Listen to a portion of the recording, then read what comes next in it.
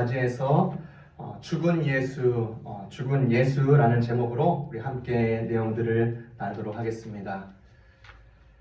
최고의 정복자죠. 한 사람인 알렉산더 대왕입니다. 그리스, 이집트, 페르시아, 인도 등 당시 알려진 그 세계의 90%를 다 정복했습니다. 엄청난 업적이죠. 대단한 왕입니다. 이 알렉산더 대왕이요, 하루는 당대의 철학자 디오게네스를 찾아갔습니다. 그는 당시 대표적인 철학자였어요.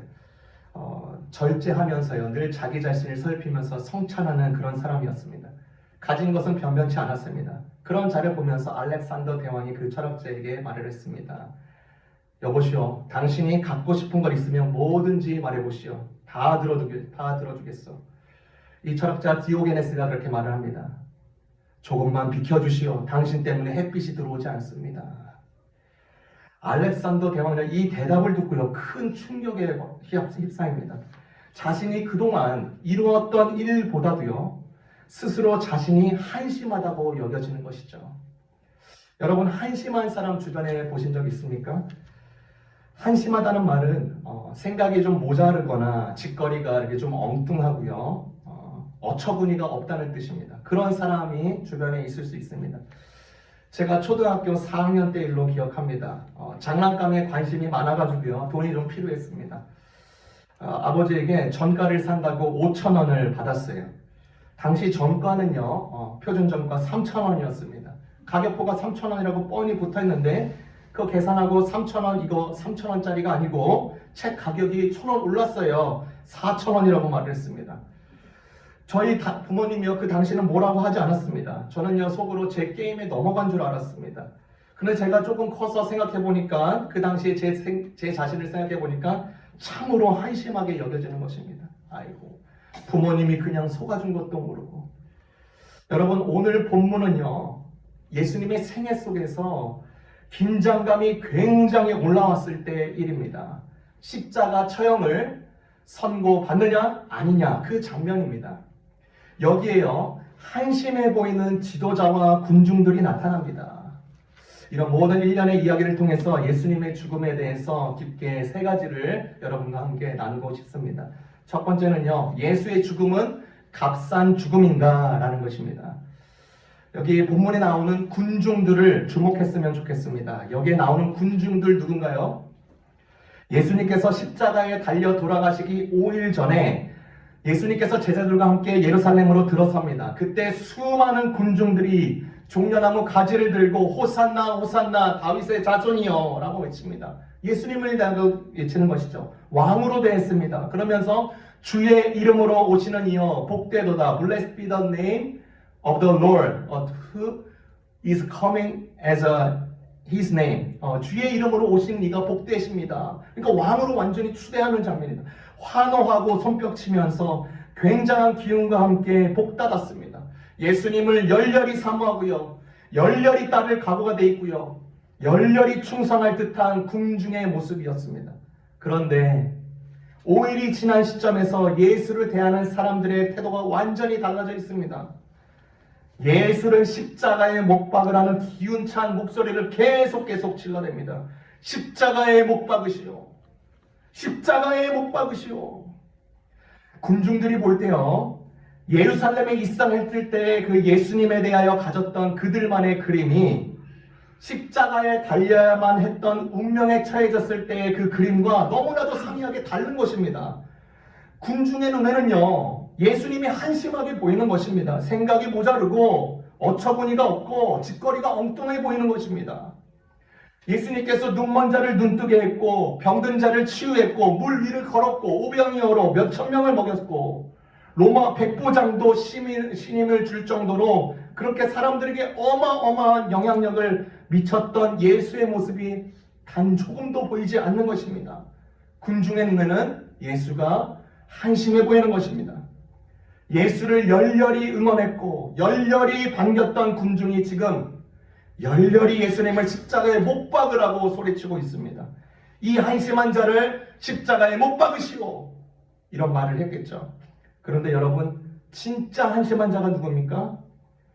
예수가 왜 지금 이 죽음의 길로 들어선 이유를 전혀 모르는 자들입니다. 빌라도는요, 총독은 사람들의 표심을 얻기 위해서 예수를 유죄 판결했습니다. 군중은요, 자신이 생각했던 예수의 모습이 나타나지 않자 화내면서 권세자들에게 그들의 바램을 계속 고했습니다. 종교 지도자들과 율법학자들은 그들이 보기에 예수라는 자가 마땅히 죽어야 될 몹쓸 인간으로 보았습니다.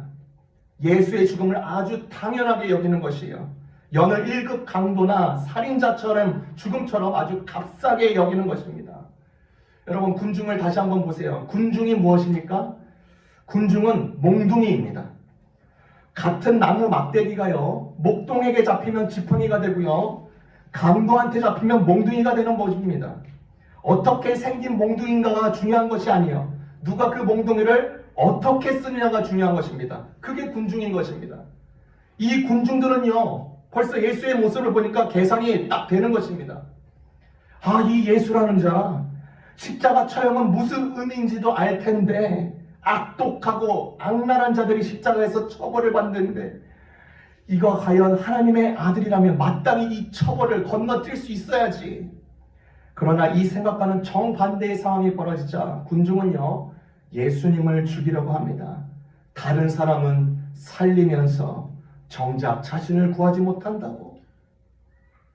이런 의문과 함께 이 머릿속에서 이들이 충돌이 일어나는 것입니다. 하나님의 아들이 아니라는 걸로 결론을 내리는 것이에요. 예수를 아주 값싸게 여깁니다. 제가 어렸을 때요, 할머니에게 이렇게 들었던 말 중에 하나가 이겁니다. 돈을 벌어봐야 얼마나 힘든지를 알지. 할머니한테만 들었으면 됐는데 또 아버지도 저한테 그런 소리를. 돈을 벌어봐야 얼마나 힘든지를 알지. 여러분, 진짜 그렇지 않습니까? 돈을 직접 벌어보지 못하면요, 주어지는 돈 우습게 여길 때가 많습니다. 돈을 벌어보면요, 돈을 버는 게 얼마나 힘든 건지 그제서야 알게 됩니다. 그래서 공짜로 주어지는 돈이 좋긴 좋지만 한편으로는 무섭기도 한 것입니다. 왜냐하면 돈을 우습게 여길 수 있는 여지가 생기기 때문인 것입니다. 여러분, 값이 싸면요, 우습게 여길 수가 있는 것입니다. 그런데 값이 비싸면 대하는 자세가 달라져요. 제가 아는 후배 중에요, 그 짐에서 운동, 그 PT, 퍼스널 트레이너를 이렇게 신청을 해서 이제 한다고 해요. 열심히 해가지고요, 한 달 만에 거의 6kg, 7kg를 뺐습니다. 일주일에 4번, 5번을 간다고 해요. 그래서 왜 그렇게 열심히 하냐고 물어봤더니 한 달 비용이 150불 이상 나간다는 것입니다. 그래서 아까워서라도 열심히 간다고 해요. 그런데 저는요, 제가 예전에 뉴욕에서 플래닛 피트니스를 이제 그 짐을 신청했습니다. 너무나 좋은 혜택입니다. 뭐냐면 한 달에 10불만 내면 돼요. 너무 싸고 시설도 좋고 깨끗하고 저한테 아주 최적화되어 있는 곳이었습니다. 그래서 운동을 아주 열심히 했냐? 1년 중에 딱 2번 갔습니다. 너무 싸니까 10불 나가는 거 괜찮다고 여기는 거예요. 예수님께서요, 이제 십자가의 처형을 선고받으려고 합니다. 십자가의 값, 누구에게는요, 객검 값처럼 취급합니다. 누군가는요, 금과 같이 여깁니다. 예수님의 죽음을 값싸게 받아들인다면 그 자에게는요, 예수님의 죽음은 그냥 아무것도 아니게 되는 것입니다. 혹 예수님의 죽음을 아주 값진 보물처럼, 인생 최고의 선물처럼 받는 자라면요, 그 은혜를 반드시 생각합니다. 그에게는요, 예수의 죽음이 값싼 죽음이 아니라 값을 매길 수 없는 죽음이 되는 것입니다.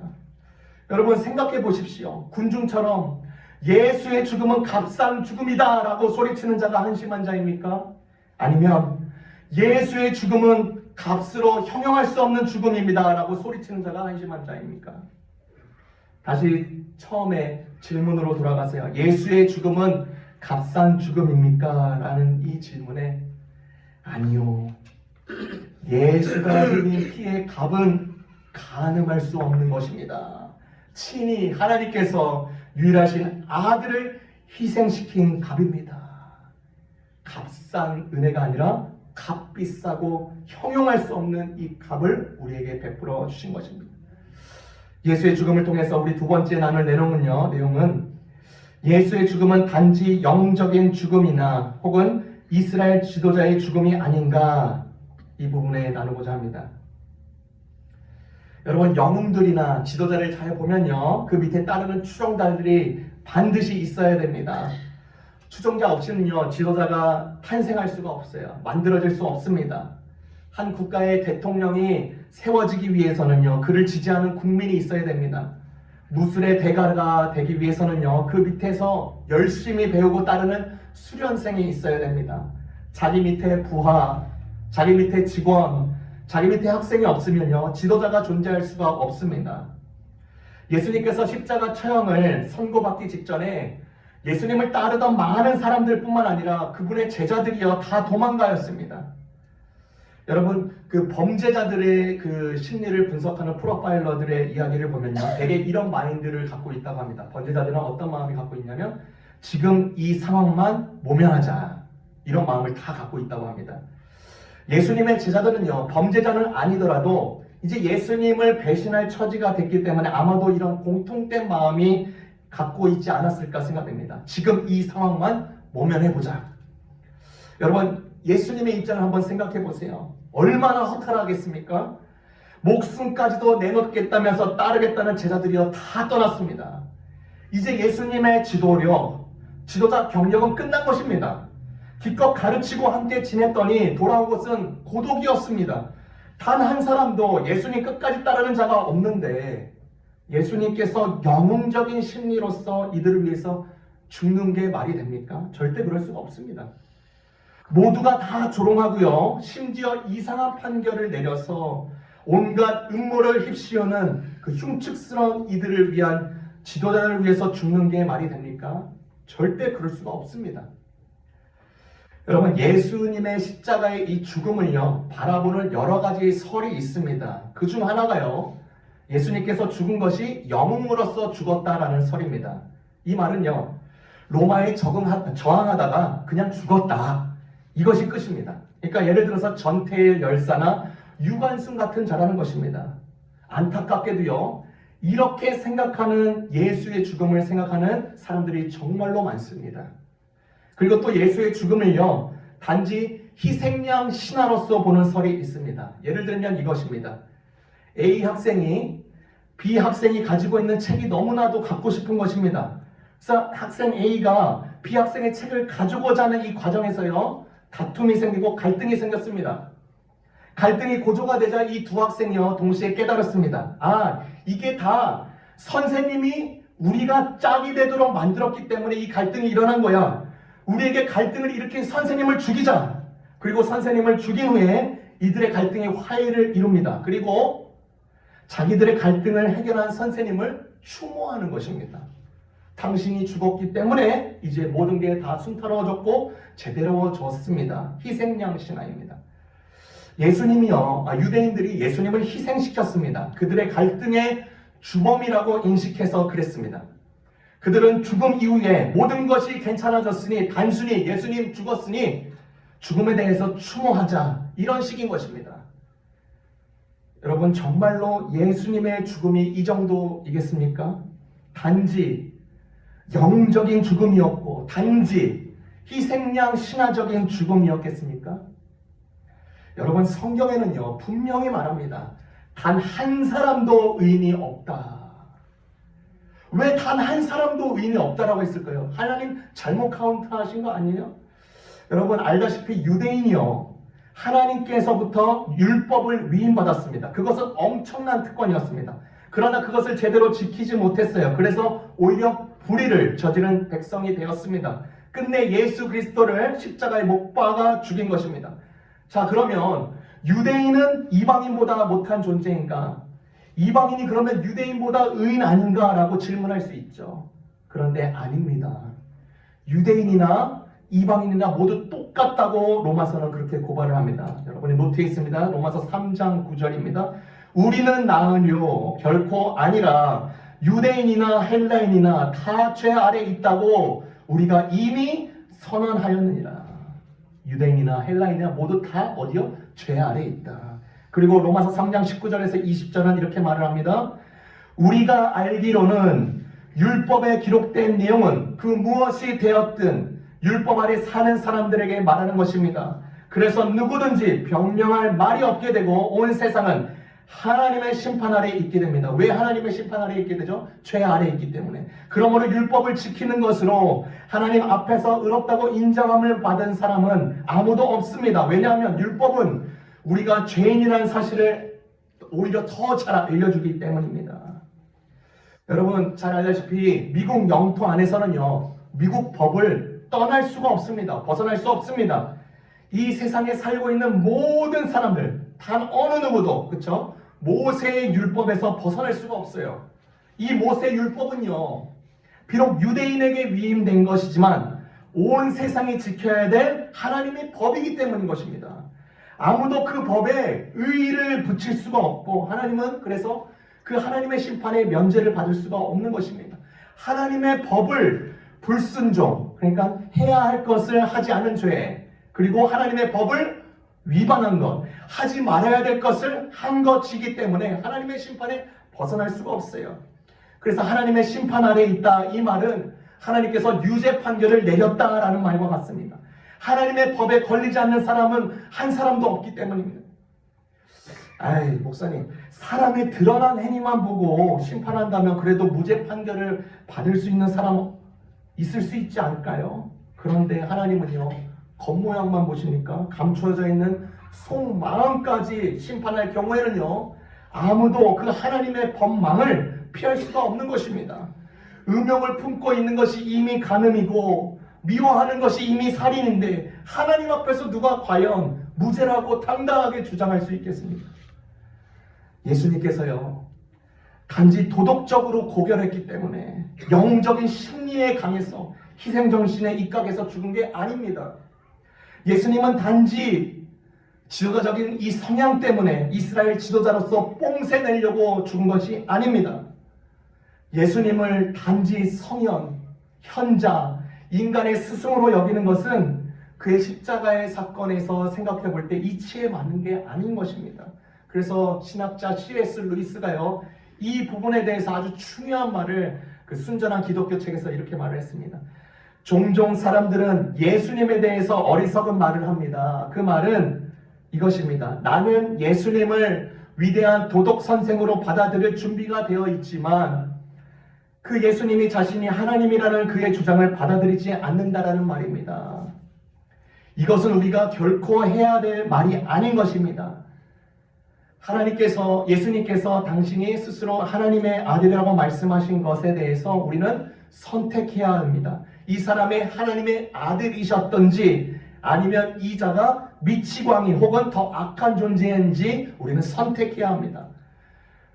여러분은 그분을 바보로 여기거나 침을 뱉거나 마귀로 여겨 죽일 수도 있습니다. 아니면 그분의 발 앞에 엎드려 그분을 주님과 하나님으로 고백할 수도 있습니다. 하지만 그분을 위대한 죽은 위대한 인간 스승으로 혹은 영으로 보는 허튼 소리를 옹호하는 데는 거기에 머물러서는 안 되는 것입니다.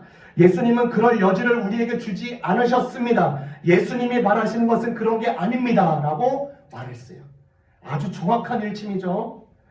단순히 예수님을 훌륭한 덕스러운 존재로만 보는 것은요, 그의 죽음마저 그의 영웅적인 죽음으로 완전히 격화시키는 것과 같기 때문인 것입니다. 두 번째 질문이 그것이에요. 예수님의 죽음은 단지 영적인 죽음 혹은 이스라엘의 지도자로서 죽음이 아닙니까? 아닙니다. 하나님의 법에 위배된 모든 자를 위한 죽음이셨습니다. 우리의 죄를 짊어지신 하나님의 어린 양으로서 죽으신 것입니다. 인생의 득도한 자들, 성현들, 지혜자들, 철학자들이요, 우리의 구원자가 될 수 없는 것은요, 그분들이요, 나의 죄를 위해서, 우리의 죄를 위해서 단 한 번의 피를 흘린 적이 없기 때문인 것입니다. 마지막입니다. 세 번째, 예수님의 죽음은 우리에게 무엇을 남기는가? 이 부분을 나누고 싶습니다. 첫 번째요, 예수님이 죽으심으로 인해서 우리에게 남긴 것은 하나님의 뜻을 살리셨고 우리를 살리신 것입니다. 예수님께서요, 십자가 처형을 받기 전에 겟셋마네 동산에 가서 기도하는 시간을 가지셨습니다. 그때 하나님을 독대하는 대신에 이 사건, 십자가의 사건을 제자들과 의논했다면, 그리고 그들의 조언을 따르기로 했다면 예수님은 결코 십자가를 지지 않았을 것입니다. 여러분 잘 알다시피 여럿이서 손을 잡아서 얻을 수 있는 힘이 있고요. 하나님 앞에 홀로 서야만 얻을 수 있는 힘이 있습니다. 어떤 사람들은 예수님이 마지막 날 밤 기도를 잘못해서 이 십자가 사건이 일어난 거야, 이렇게 말을 하기도 합니다. 이 잔을 거두어 주옵소서 라고 한 다음에 아멘 믿습니다 하고 일어섰더라면 십자가에 달리지 않으셨을지도 모릅니다. 그러나 예수님은요, 마지막에 그 기도를 하고 이 기도를 덧붙입니다. 제 뜻대로 마옵시고 아버지의 뜻대로 하옵소서. 그리고 십자가를 지셨습니다. 하나님의 뜻을 살리신 거예요. 예수님의 십자가의 죽음의 사건으로 인해서 우리가 속량을 받은 것입니다. 속량이라는 것은 보상금을 주고 철저한 노예를 자유롭게 풀어주는 것을 말합니다. 예수님은요, 하나님의 뜻을 순종함으로 하나님께서는 이 예수님을 속전 해결할 값으로 지불하셔서 죄에 노예된 인간에게 자유를 주십니다. 노예가요, 절대로 자신을 속량할 수가 없습니다. 우리의 끔찍한 죄로 인해서, 우리의 끔찍한 죄가 뭡니까? 입술로 정죄합니다. 주의 모습을 외면한 죄입니다. 나의 완악한 모습이 주님을 향한 채찍이 되었습니다. 나의 더러운 혀가 못이 되어서 예수님을 찔렀습니다. 이렇게 우리가 받아야 됐던 죽음의 형벌을 십자가에 달리신 예수 그리스도가 온전히 받으셨기 때문에 하나님의 심판도 그 안에서 온전히 처리가 된 것입니다. 그래서 베드로전서 2장 23절에서 24절은 분명하게 이렇게 증거합니다. 예수님은 모욕을 당해도 욕하지 않으시고 고난을 받을 때도 위협하지 않으십니다. 그는 모든 것을 공정하게 심판하시는 하나님의 손에 자신을 맡겼습니다. 그리고 몸소 우리 죄를 짊어지고 십자가에 달려 돌아가심으로써 우리가 더 이상 죄를 위해 살지 않고 의를 위해 살 수 있게 하셨습니다. 예수님의 죽음은 무엇을 남기는가? 두 번째로요, 죽은 뒤에 죽지 말고 죽기 전에 죽으라는 메시지를 우리에게 주는 것입니다. 죽기 전에 죽어라. 예수님께서요, 십자가에 매달릴 때 옆에 있던 로마 병사가 조롱하면서 이렇게 말하지 않습니까? 정작 남을 살리면서 정작 자신을 살리지 못하는구나. 예수님은요, 생전에 그가 한마디 말로도요, 천사의 군대들을 거느릴 수 있다라고 말씀하셨습니다. 충분히 능력을 가지신 분이십니다. 그러나 죽어야 하는 예수가요, 십자가에서 한번 내려와봐 라고 말을 들었을 때 그 병사의 말대로 예수 자신이 십자가에 내려와서 자신을 구했다면요, 죽어야 했던 예수는 없는 것입니다. 죽어야 하는 예수는 십자가에서 단지 한번 한번 목숨 잃지 뭐 이 정도 차원으로 죽는 것이 아닌 것입니다. 남을 살리면서 정작 자신을 살리지 못하는구나.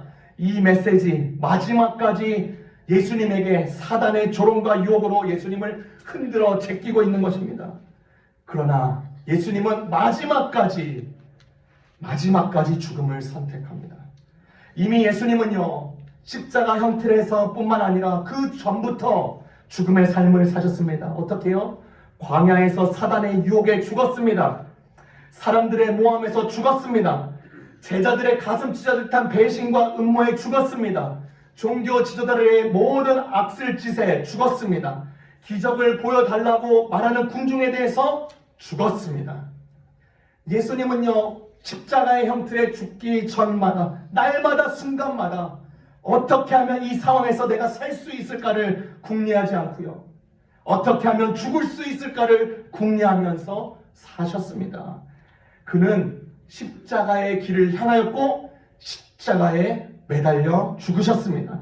하나님 아버지의 뜻을 위해서, 명예를 위해서, 우리 자녀들의 삶과 명예를 위해서, 생명을 위해서 십자가에서 죽기 전부터 늘 죽음을 생각했고 죽음을 택했습니다. 하늘의 미랄처럼 그렇게 되셨습니다. 여러분, 절대로 예수님은요, 한심한 자가 아닙니다. 오히려 그 반대가 되십니다. 장미꽃처럼 짓밟혔지만 짓밟힌 곳에 온 세상에 생명을 퍼뜨리셨습니다. 이 십자가의 순종으로 인해서 영광 중에 계신 우리 주님이 더욱더 뚜렷해졌고요, 만왕의 왕이 되시고 만주와 주가 되시는 것입니다. 그 모습을 우리가 볼 것이에요. 이분만이, 이 예수만이 우리의 주님이 되시는 것입니다. 이분만이 구원자가 되시는 것이에요. 이 고난주간을 통해서 죽은 예수, 십자가에 죽으셨죠? 영적인 죽음이 아니라 우리의 죄를 짊어지고 우리의 생명을 위해서 죽은 예수님을 찬송하고 기억하고 그 은혜를 더 깊이 감사하는 우리 한 사람 한 사람 되시기를 주님의 이름으로 축원합니다. 기도하겠습니다. 주님 감사합니다.